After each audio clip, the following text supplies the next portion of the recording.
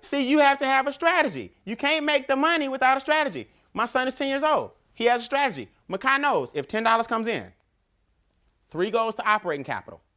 For him, that's school, lunch, field trips, operating capital. Make sense?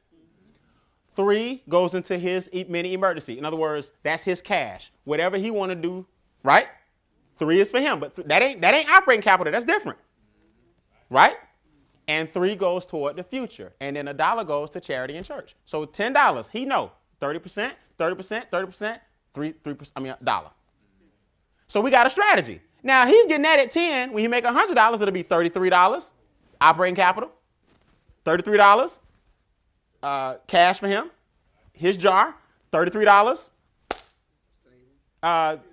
His future, also known as what we would call what? Investments. $10 to the church. Now watch what happens. After a while, these 3 get so big, it flips. Now you don't need that much operating. Church getting 33%. You see what I'm saying?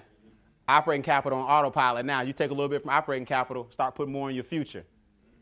Then you'll having fun account looking crazy because you've been stashing for half. See, there's nothing wrong with having fun if the money coming from the right place.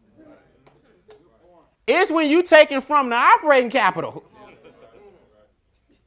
Your husband on a trip instead of paying the mortgage. That's divorce. Your wife shopping with the Visa instead of taking care of see, ain't nothing wrong with shopping if it's coming out of the right place. But we can't be in the operating capital and in the investments milking those for this vacation we're trying to go on. We're going to vacation when the vacation pool got enough in it.